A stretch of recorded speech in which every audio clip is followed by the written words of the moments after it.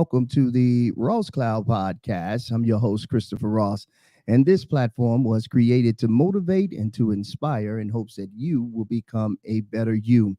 I'd like to give a shout out to everybody that's listening all over the world. Thank you guys for tuning in to the Ross Cloud Podcast. Listen, we have a very, very special guest with us here in the building.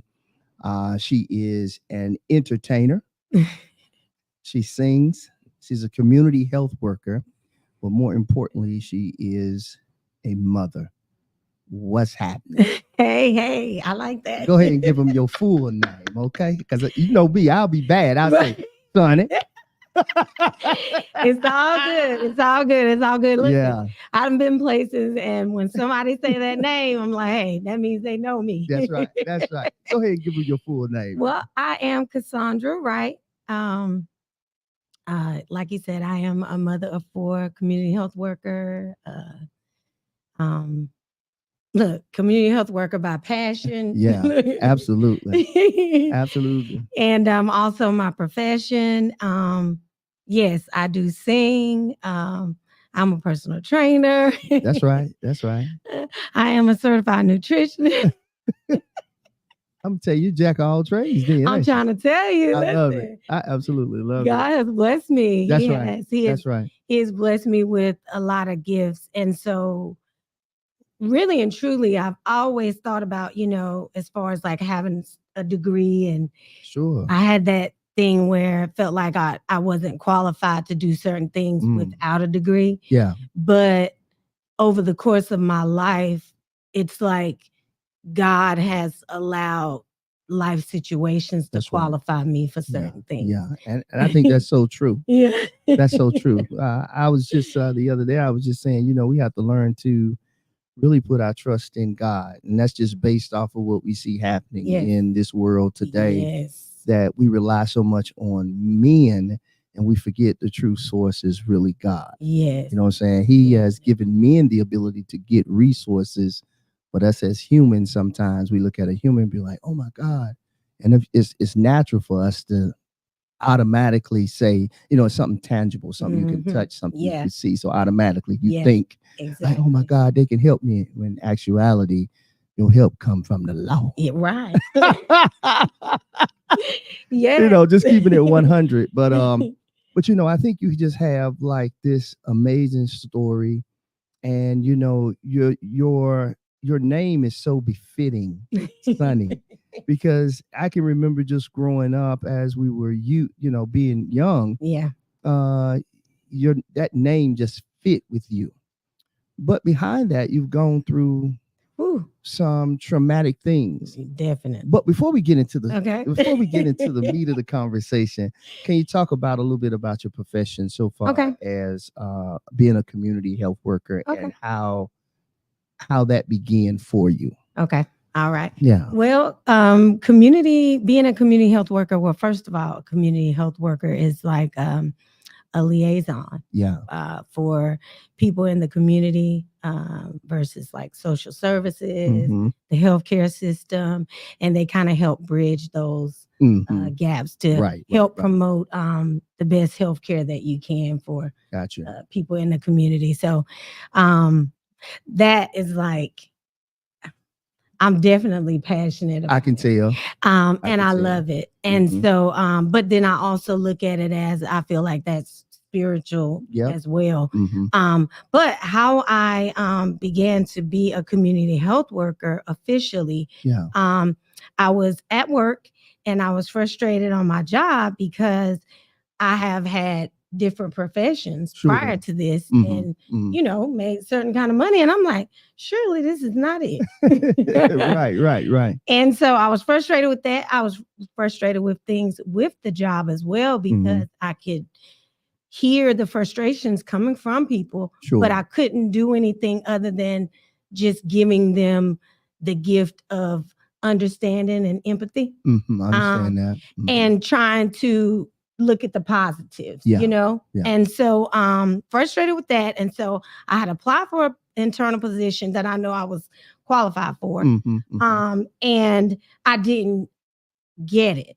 Yeah. But then someone in management reached out and was like, well, we were thinking maybe we wanted you to do something else because of the interview that you had. And, right. And so I think that I was like, okay, I'll take it, whether it just was getting me out of where I was. And so that came to a halt, and I don't know why, and I don't really care why. I got you. And so I had received an instant message from a nurse that I have known for a few years. And it's funny because in the building that we worked, it's different, departments. Sure. And so I would see these ladies and have just conversation, with them over the years. And so I am and said, hey, are you busy? I want to talk to you. Me and two of the other nurses want to talk to you about a job position. Yeah. And I'm like, okay.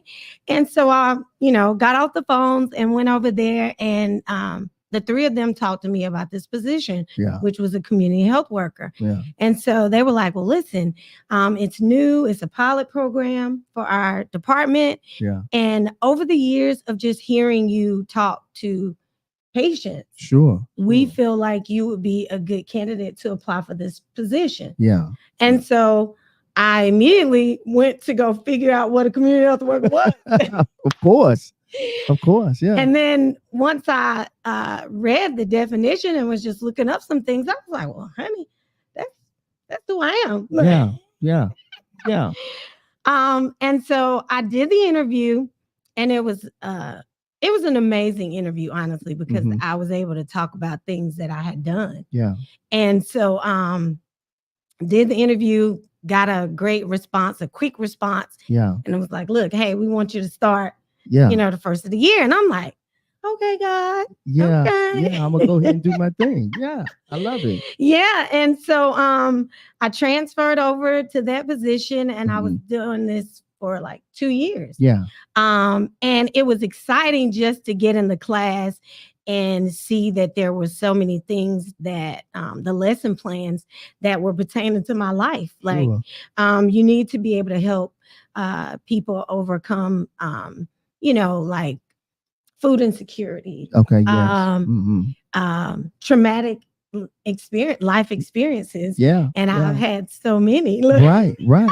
Which I think now is a great segue to go into that part of your life, and how, like, it's crazy how God will, put us in the position, right? Yes. And you have a lot of experience with helping someone else navigate through some of these traumatic issues that they might have gone through. And how ironic that God blessed you to say, hey, you're going to be a community health worker that deals with all of this. Right. Lord Jesus. Yeah, because behind that smile, there's a lot that you've gone through. Oh, yes. And so let's talk about some of the trauma.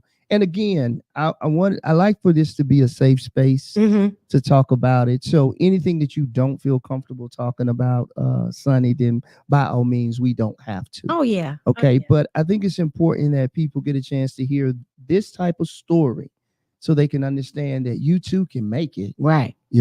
Definitely can make it. So let's talk about where it began. I know, right? When somebody say where it began, it's like, darn. Woo. Yeah.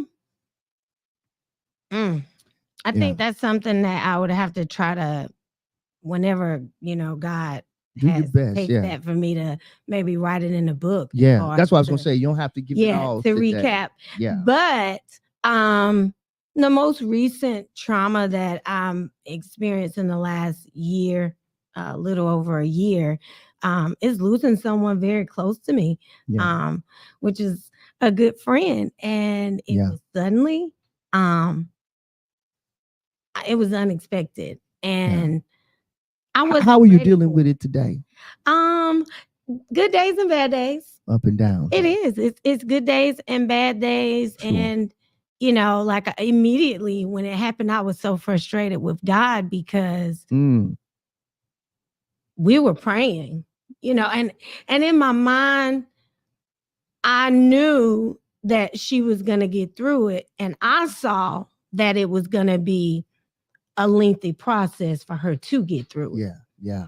But So in my mind, I wasn't thinking that she wasn't. You know what I'm saying? I wasn't thinking that. And then we even had times when we were praying. We would get up in the mornings and pray. Yeah. Me, her, and one of our other sisters. Oh yeah. We would, we would pray, read scripture. Well, y'all was tight throughout the day. Yes. Yes, sir. And I was going through my own thing because I was going through a custody battle. I've had so many custody battles at 49. Listen, it costs to have kids. Yeah, absolutely it does. And this is look. Yeah. Absolutely. Oh my goodness. But yeah, I was going through a custody battle, and it was just like, really, I was so frustrated with that custody battle because I was like, it was no need for it. Sure.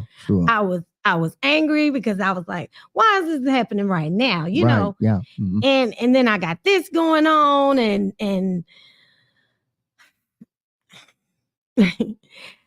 and then after that to have to deal with suicide and that suicide being so fresh.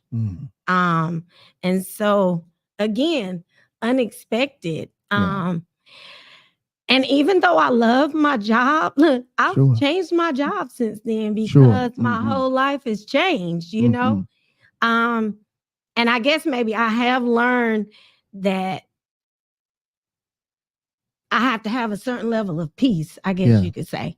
And if that means put your passion down to the side for a minute and focus on what's more important, which is my children, you know, because even though that trauma has happened and I'm experiencing some things, they're experiencing just as much. Yeah. And so I'm, as a mom, as a parent, we want to protect our kids from everything possible. And so to have to deal with the suicide and it affect them so closely. And so, you know, people say suddenly because it's unexpected. Even now, I still don't even believe that it actually happened. It's like a dream. Yes, it's like a nightmare. A nightmare. Let me say that. Yeah, it's like a nightmare. And I've experienced trauma from this same person. Wow. I've experienced trauma from the same person who is now gone. And now I'm hurting. And he inflicted that trauma. Yeah. On me. Yeah.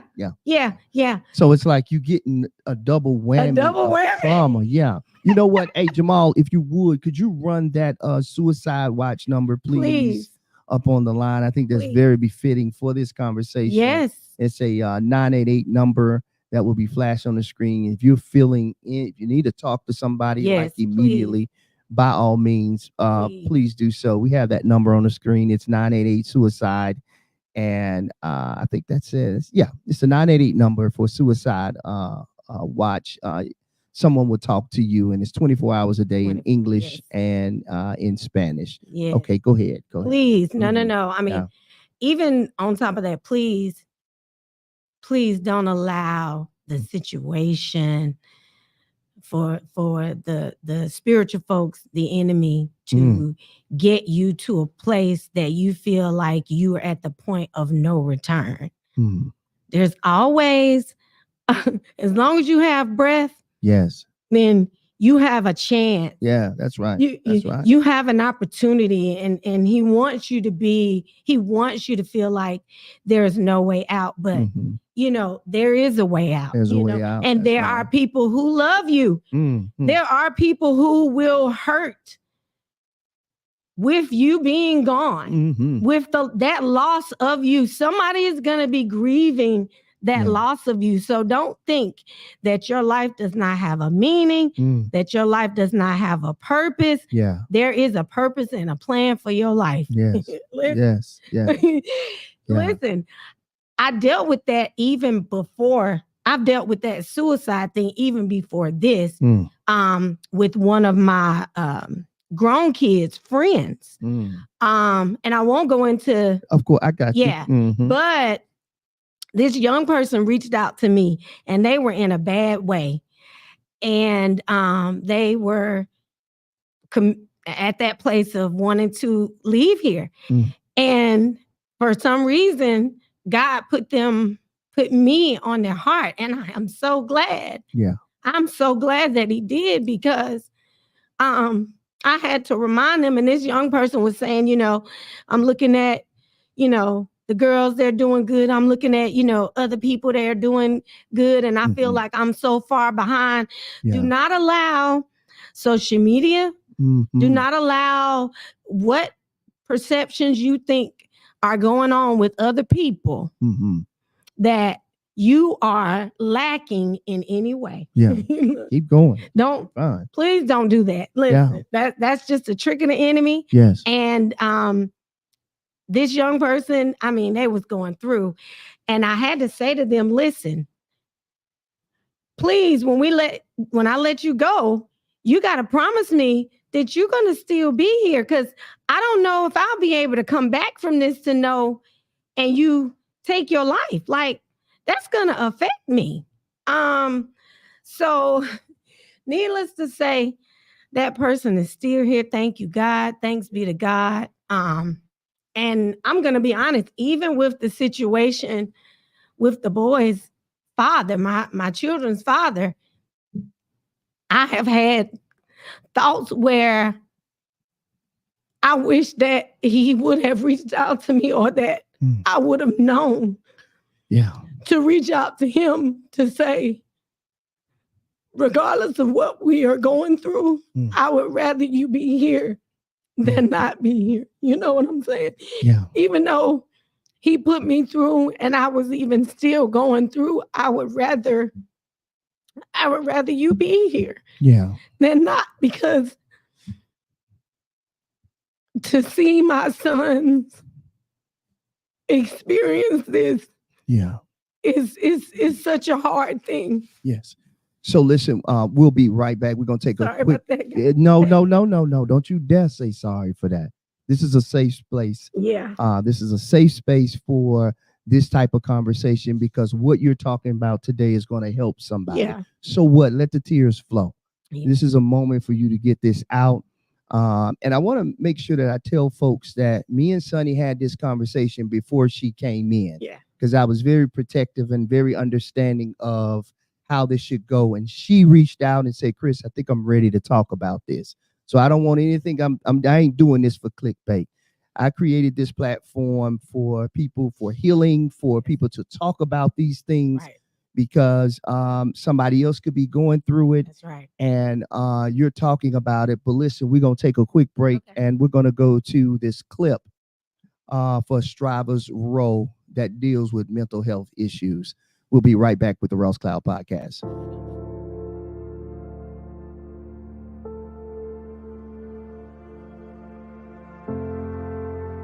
Where I'm from, didn't nobody talk to no damn shrink. I know death. I smell death. When you're a little girl, rejection that you don't recognize as rejection, it leaves a scar. I was drawn to her nectar as a bee is to honey, and indeed her taste was sweet. My skin, my beautiful brown skin has been blessed by the gods, dipped in bronze and kissed by the golden rays of the sun. Man, the prison hurts, man.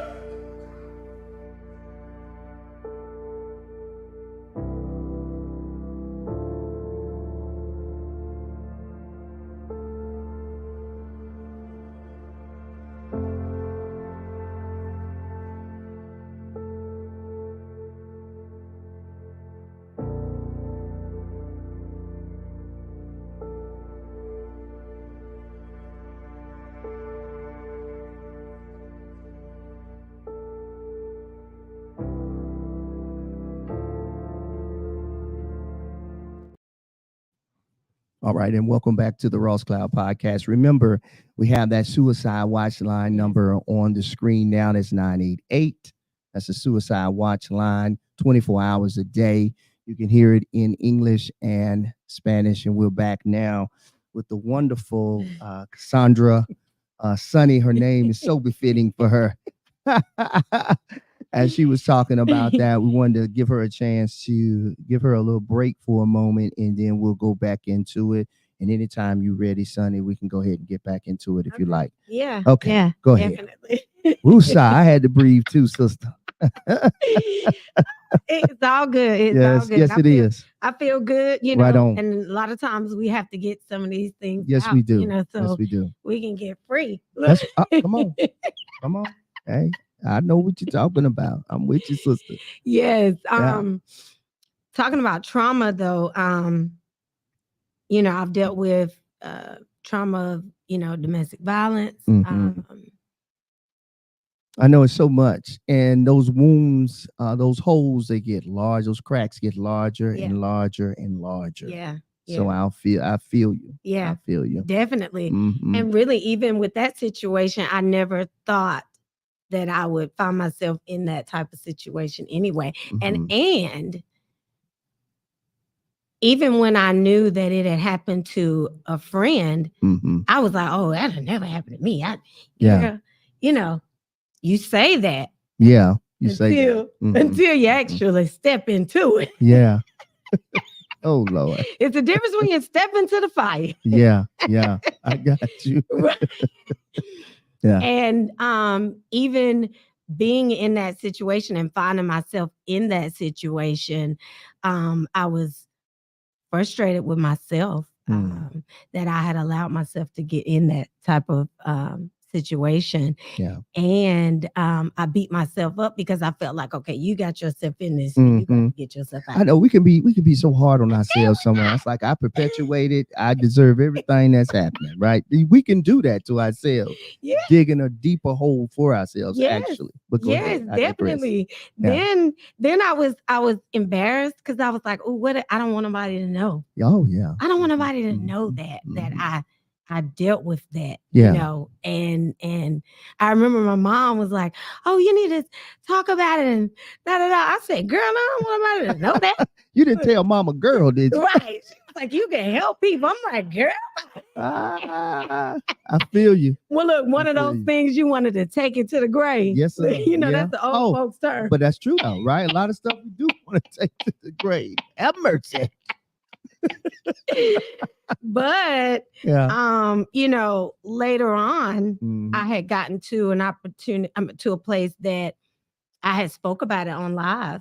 Yeah, I think I saw a smidget of it. I think I saw a little bit of it. Yeah. In between us doing what we was doing, I had a chance to kind of look, and I was like, "Oh, we're gonna talk about this when she comes."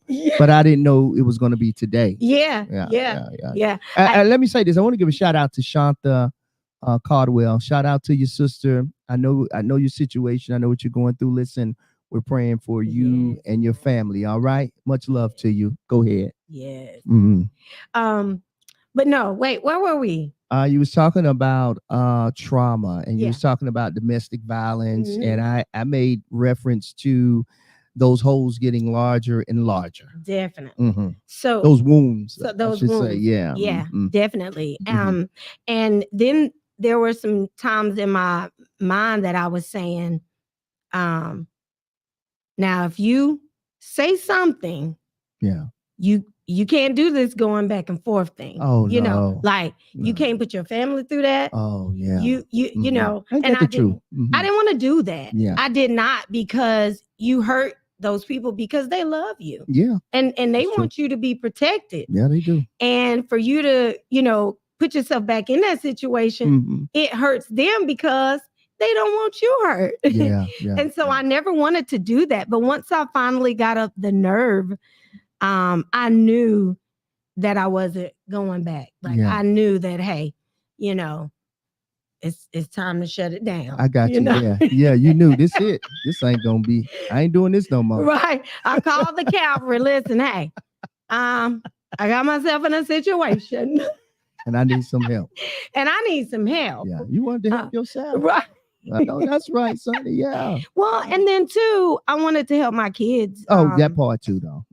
Because having boys, I did not want them to believe that that is how you should treat a woman. Right. And then, of course, even for my daughters, I didn't want them to believe that that's acceptable. No, definitely. Yeah. And so God helped pull me out of that situation. Yeah.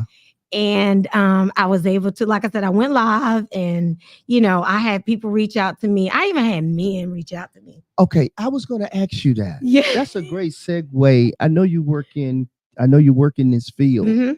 So how many men would you say that you've talked to on an average, if you would the number be shocking to know that men go through domestic violence as well? Yes, the numbers would be shocking to know that. I've even had close male family members experience it. And I knew that they were experiencing it. And the thing is too, I knew their heart, and I knew how they were raised. Yeah. And I knew that was something that they would not allow themselves to do. Right. Yeah. Regardless of what was happening. Oh yeah, I understand what you're saying. Yeah. And that's hard. Yeah. And so many men go through that. Like, wow. So many men deal with that, and they do. It's a horrible thing, It is. It is. So my heart goes out to anyone who has been oppressed. Yeah, anyone. I think for men, and I'm speaking, I'll just say I've gone through my fair share. I haven't always been an angel. Don't get me wrong. I still ain't no angel. Right. I still ain't no angel. But what I am saying is, I understand that. And I think sometimes as men, we don't want to be in a situation where we fight back, and it's a woman. Well, boy, some strong women out there. Go. Let me go ahead and say that. It's a women, can tag you real good and have you thinking twice. So I can't even imagine from that perspective of not being able to kind of protect yourself, especially when you get weapons involved. And then that's a whole nother fight. Yeah. You know what I'm saying? So I think is, like you said, is bad for both parties, whether you're male or female, no matter the demographics, Black or white, Hispanic. Domestic violence is a horrible thing. No respect of person. That's right. And you know what?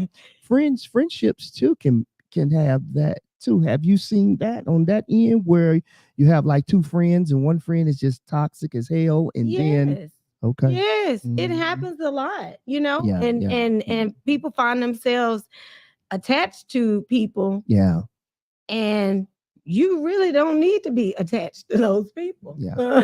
I'm glad we're talking about this. Yeah. I think these are like conversations that a lot of times we don't have these conversations, I guess, because it's shameful. It's shameful. Well, and in our culture, we're not supposed to really talk about these things. No, we're not. It's such a taboo. They look at it as, keeping family business. Yeah. But some things need to be uncovered. Some things got to be uncovered. Yeah.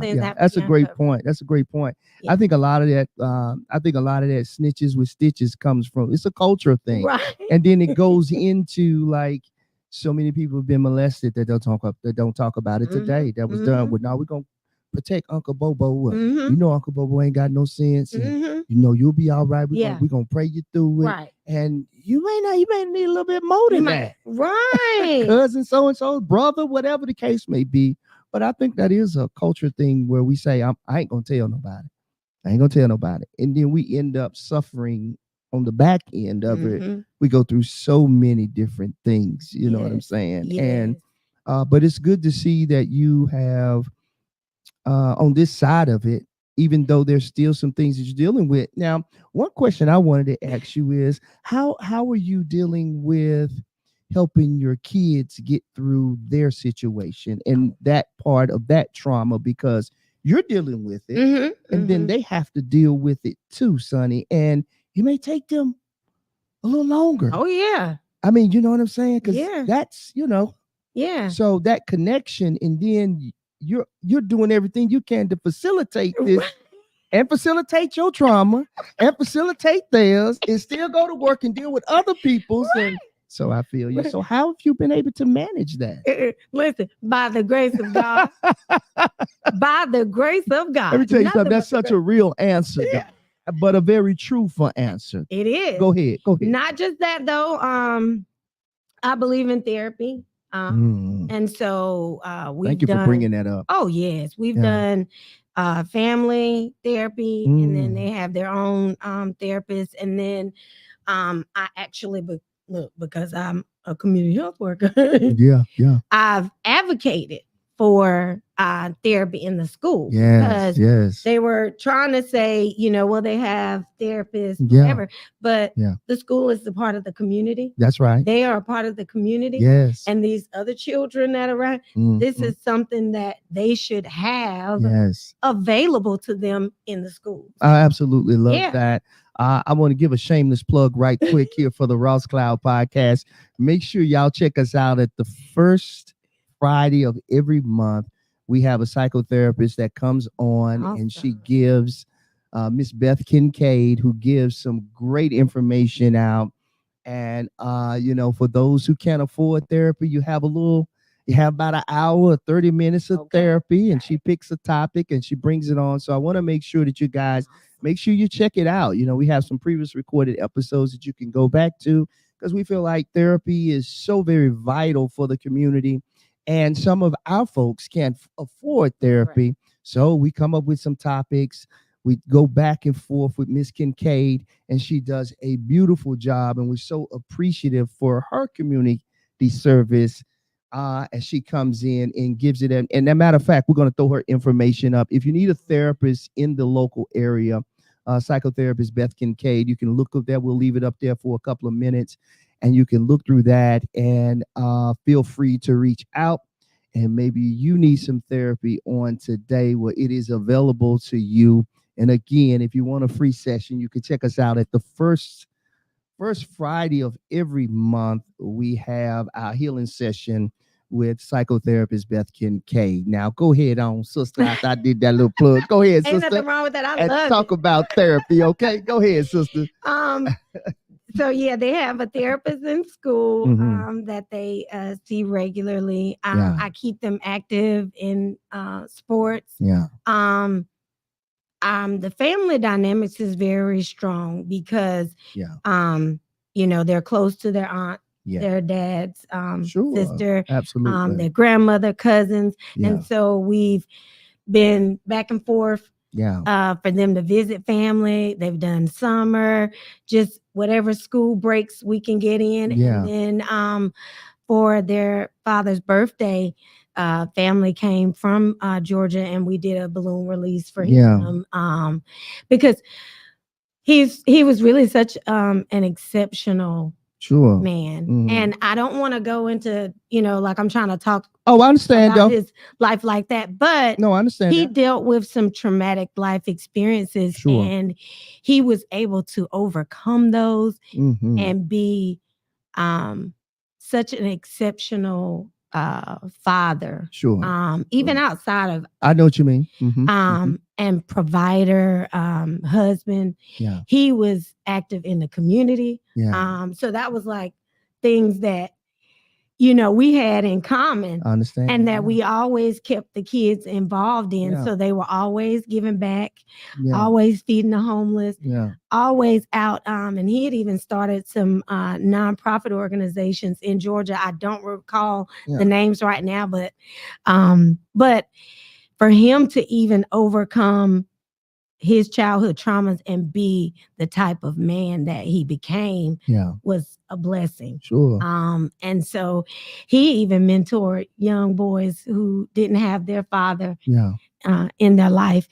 And one of the beautiful things that I feel like came out of our mess is we were in agreement that we wanted to try our best to be the best co-parents that we could for them, because I wanted them to see him.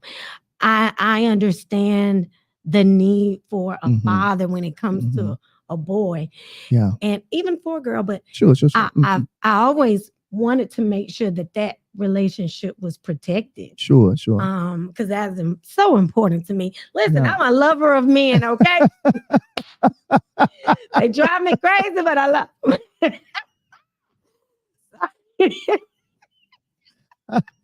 Oh, Lord. But well, amen. but yeah, and so just keeping that relationship was just important to us. And so we were up and down the road with visits and school events and Pop Warner. Sure. We were always up and down the road. And so so how did you find the strength after going such an arduous situation? How did you find the strength to, and let me say this, the forgiveness to be able to say, hey, irregardless of what happened to us, irregardless of this and that, I have to effectively communicate so these boys can have what they need. Yeah.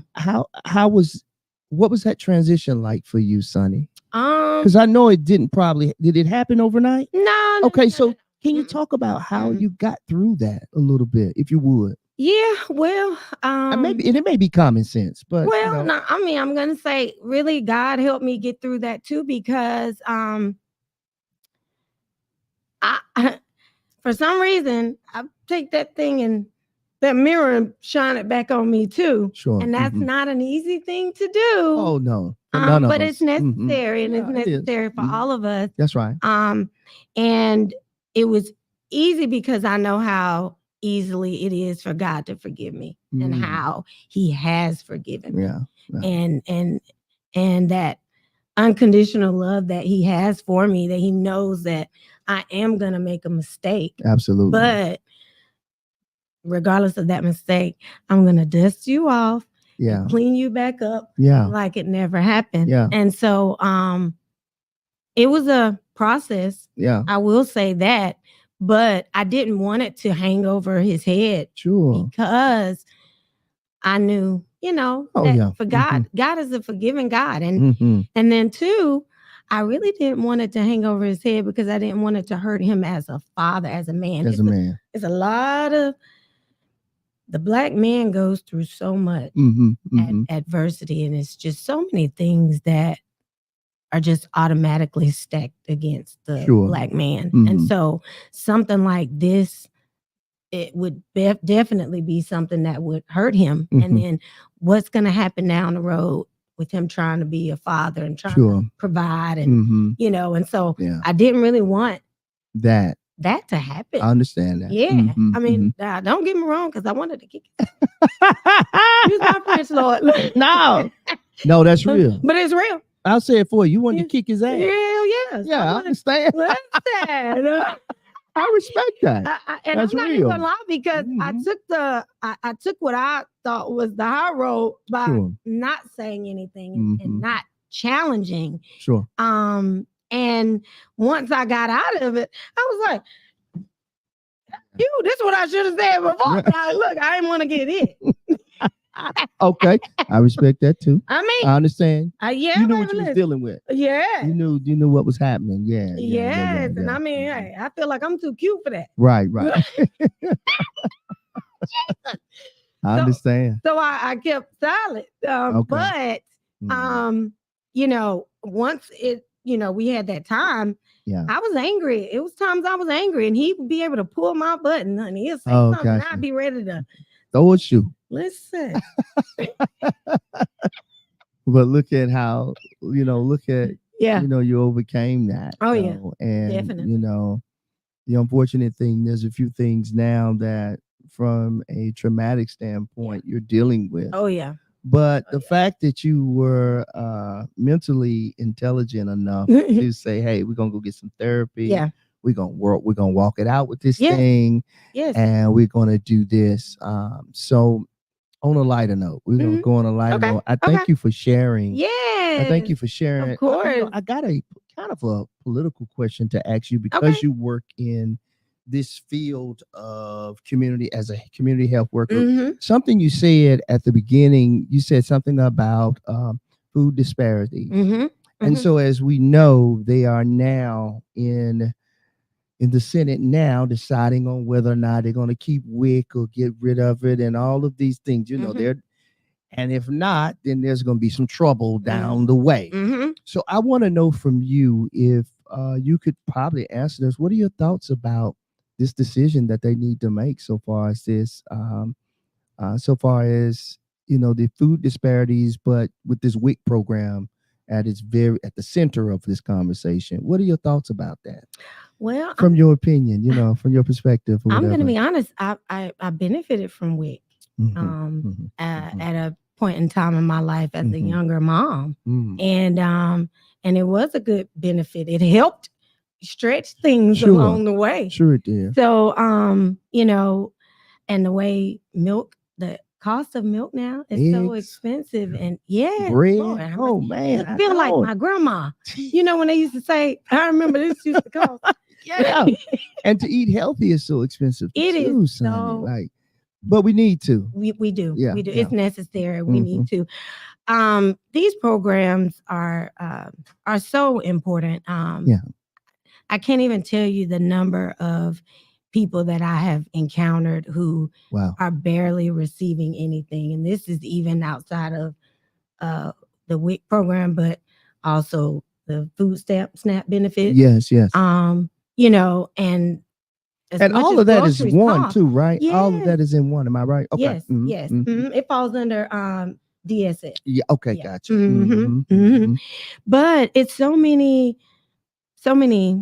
elderly people that I have met. Yeah. Lord have mercy. And then they have a lot of chronic diseases. And so in order to manage these, you need to be able to eat healthier. True. And if the food is so high, like how are you going to eat healthy? Yeah, our veterans. I'm a veteran, so I know quite a few veterans are probably a benefactor of some of these WIC programs too, food stamps, definitely, and anything else. Definitely. So I'm sure you see it all. I do. Yeah, and it's so hard. It is.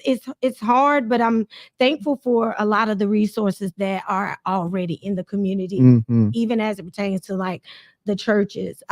Sure. One of the churches it was a resource, and I ended up going and talking to the folks so much that I decided to volunteer there. And so I volunteered at their clothing bank. I haven't been in a while. Look, Lord forgive me, but I'll be back on it. That's all right. I'll be doing so you much. got a lot going on though right now. Right now my you whole world has changed. Yeah. So you're adjusting to everything you're going on. But that resource, they provide food to low income.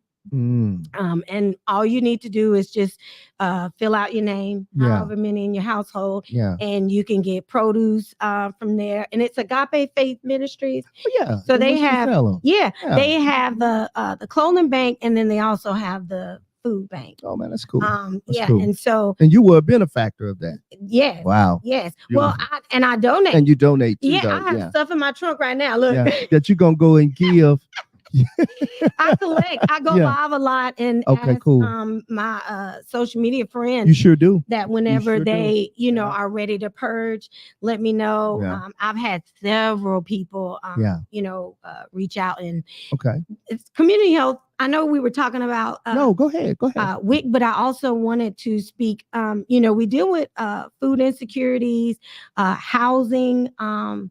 There are so many people who are displaced right now, living with family or, having to sleep on the floor because, the cost of living is so high. Yeah, it's different. Yeah. Yes. It's different. Then you have the cost of medication. So we actually try to assist clients to find resources to get cheap their medication diabetes, hypertension. Yes. Oh my gosh. Yes, heart medicine, all that. All of those things, like the food programs, all of these things are necessary. Yeah. I mean, it really is, because there's so many people who are hurting in the community. And I'm talking about people who have worked. Oh, yeah. I know what you mean. Who have worked and who have put into. I know what you mean. And then they can't get anything layoffs, anything's happened. Yes. Injuries. Yes.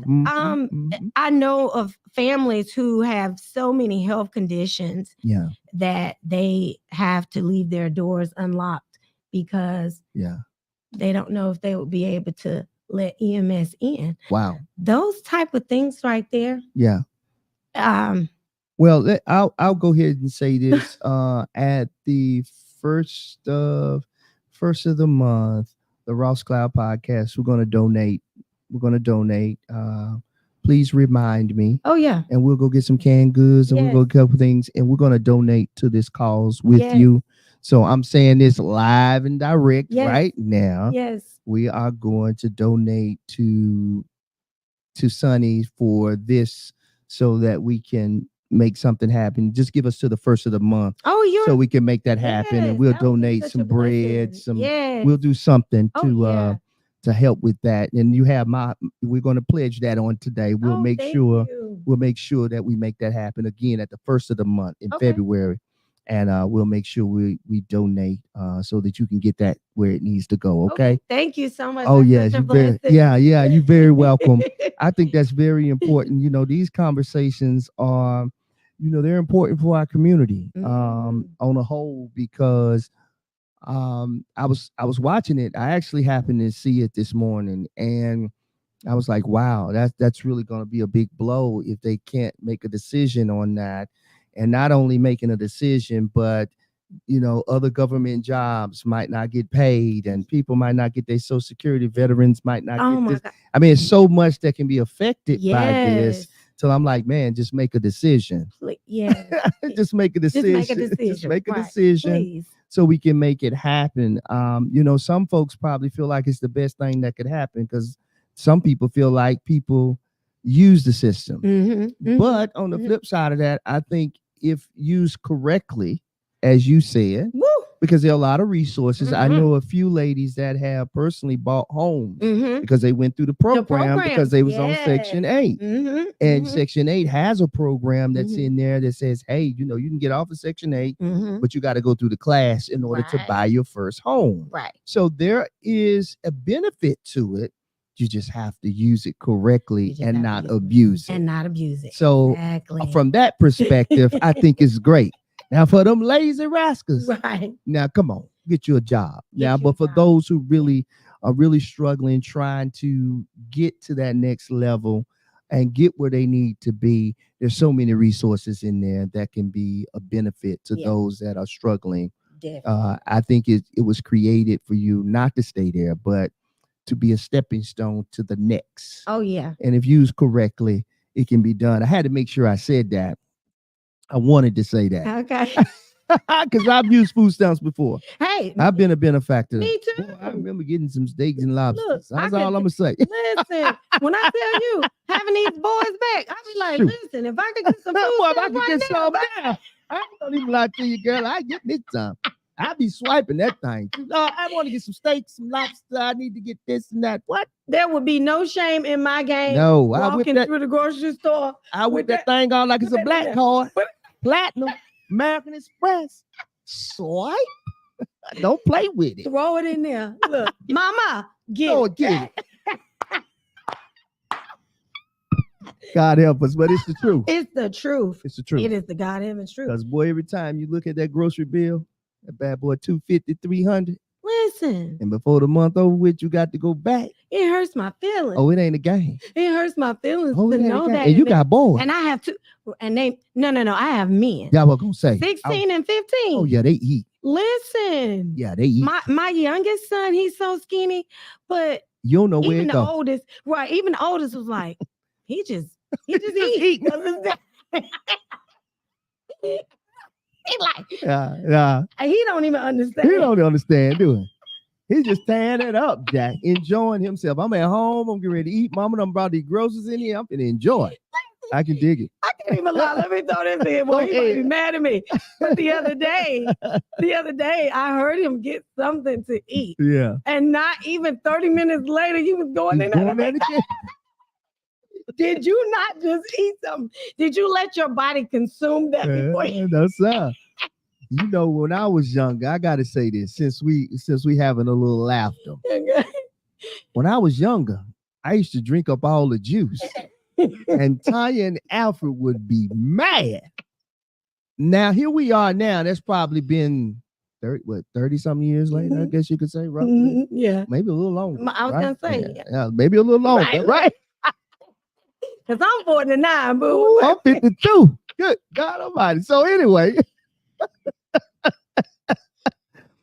so to make you laugh, my mama, she went to my wife and she said, "Hey, do Chris still drink all the juice?" She said, "He sure do, every drop." So, girl, that thing ain't left me. I love some juice. You hear me? That Minute Maid. It stay Oh, with, don't play with it. you over the years. Over the years. Don't play with it. I used to have Tanya and Everett hot with me, Okay, boy. I'd be mad at you. I would be mad at you. Listen, they created a song. Them Negroes were so mad at me. Sonny, they made a song. This how the song went. This is exactly how the song went. They said, "Mama, Chris drank all the juice." And they made a song and they called me King Greedy Gut. King. Shout out to my brother and sister. I love it. I love them. I love too. it. Oh my gosh. I love myself some Tanya Ross. I know You it, hear right? me? Listen, I have loved Oh my Tanya God. Ross since Them the two first right day I there. met her. Oh man. I'm love telling you, back in those days of Spirit of life. Spirit of Life, honey. Yes, sir. Yes, sir. Goodness. Those were the good days. Yes. I'm glad we was able to have that laugh though. Oh, that was a good laugh. That was a good laugh. And for a really good segment, and then Yeah. even to be able to discuss those things that we've been talking about, especially those things that are passionate to Yes. me. Mhm, And that's, mhm. community health work. Yes. It's so many things that we deal with the community health work. Mhm. We help mothers when it comes to education on parenting. Okay. Oh, see, that's the other part of it. Yeah. Yeah. Immunization. Hygiene, probably men too. Hygiene too as well. Listen, we get training as far as like when prisoners are Oh yeah. people are released from prison. Yeah. And trying to help them get reestablished in the Do y'all community. deal with the recidivism too to keep them from going back and forth? Do y'all have something for that? Well, So it's not a revolving door, basically, there needs to be something. Yeah, I was just curious in that. Yeah. There needs to be something. But the that- transition from prison to coming home, though, Yes. you guys have that available. Oh yeah. Okay, but that's cool. Definitely. That's cool. Oh, and I recently did a simulation. They had one through Forsyth Tech. yeah. And they had the sheriff's department there. Oh, I mean, cool. they had the area was set up where you could go get your driver's license. Oh, I think that's You great. could go get your ID. But this was all simulated, right? Yeah. And we were all recently released from prison. Wow. And so we had to, it was kind of like a day in the life of, wow. and listen, I bet you that was something. right. And we had to be through going to get certain things by a certain amount of time. And if we didn't, then, and we went to go to our parole officer, if we didn't have those things done, some of us had to go back to jail. But you know what, though? I think that's great that they do that, though, because Yes. everything is about perspective and experience. And it needs you won't to be know. something that's shared with everybody, honestly, because learning so much. There was one time that I knew that I was going back to jail because I didn't have time to get all those things done. Ain't that So I something? just went on ahead and checked myself. I said, Lord well, hey, have mercy. I'm Hey, going in. I'm and going I look, I on might in. as well I'm going on in. and check in early. Yeah, I'm going to check in early. Yeah.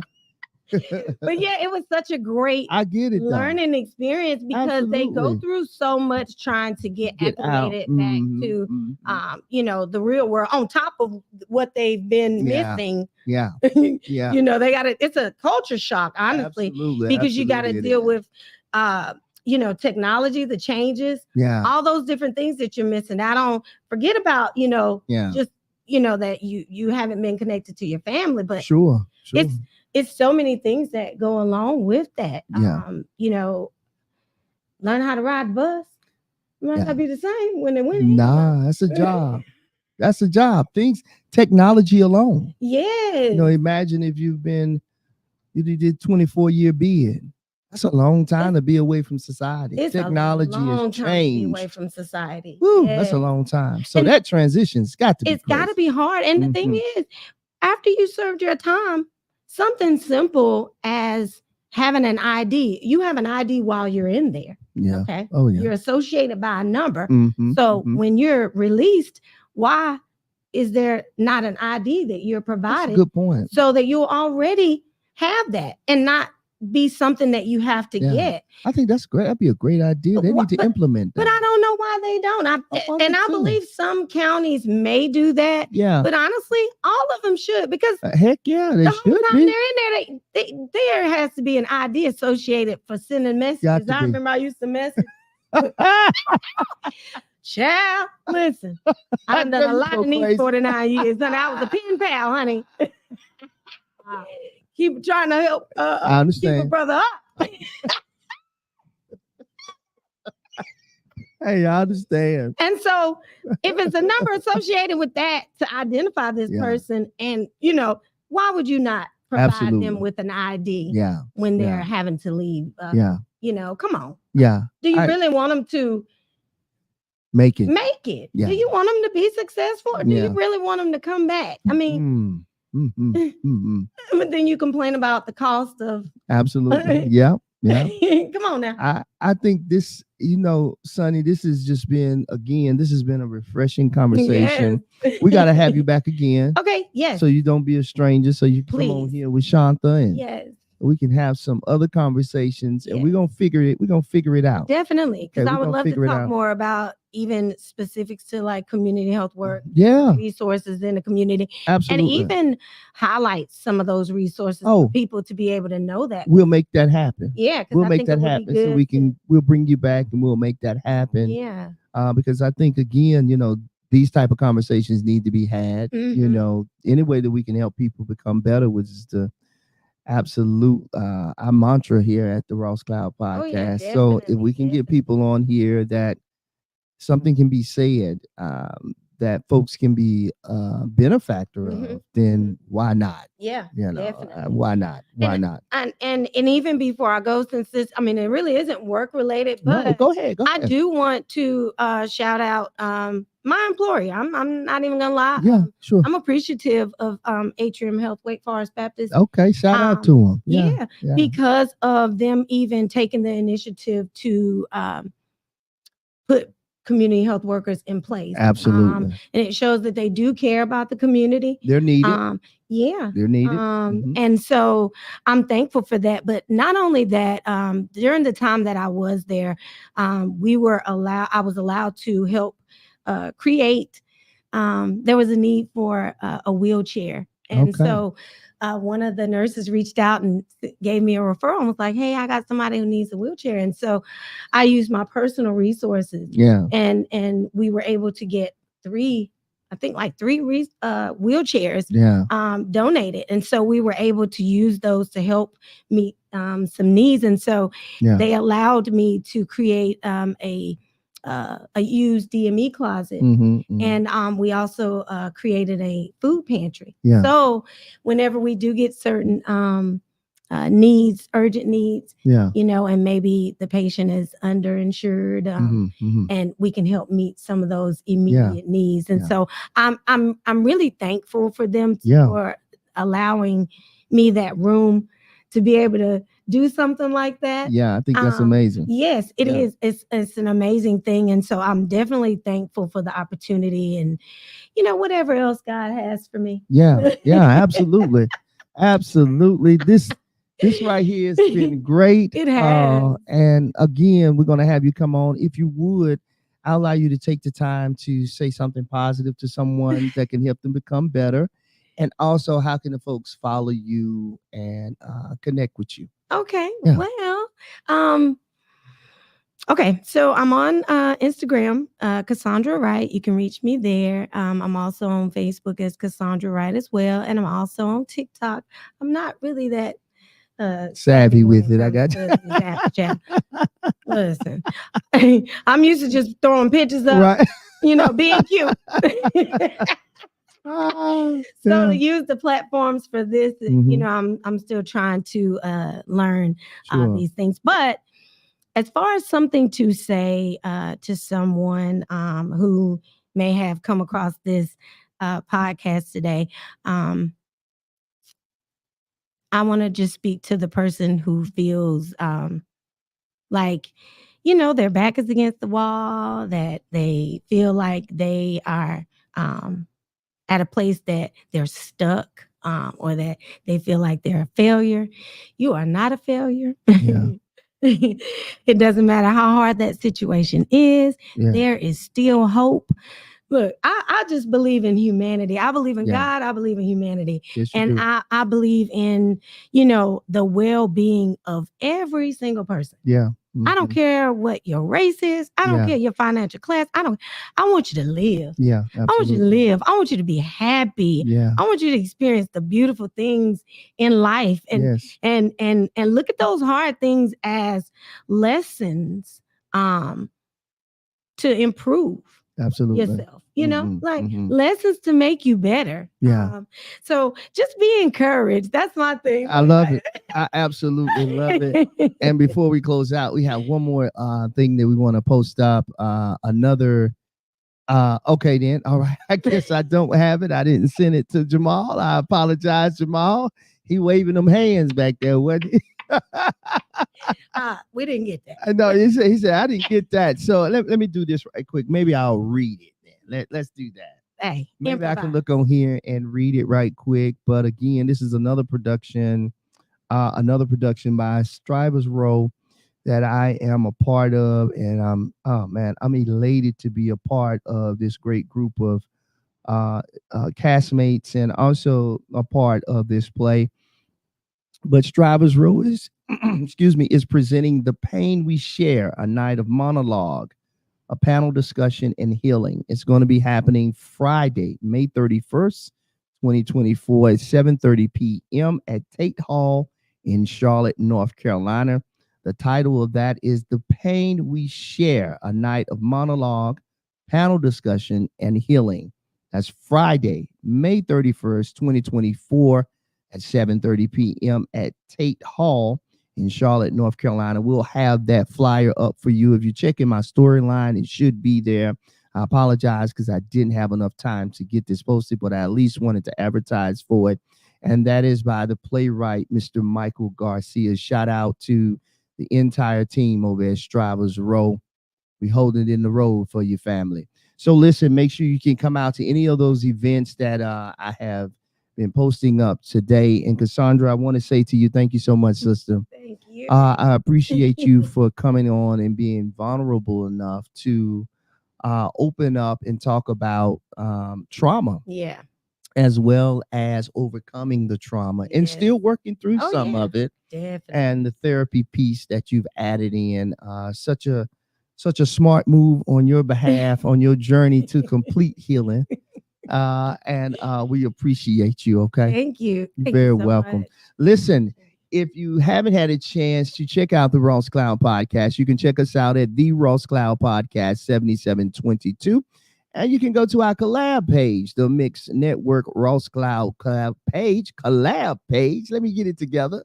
And also for all of your media needs, you can go to the Mix Network LLC. That's www.mixnetworkllc.com. Just reach out to them and they'll be glad to take care of your media needs as they, I forgot your mantra, bro.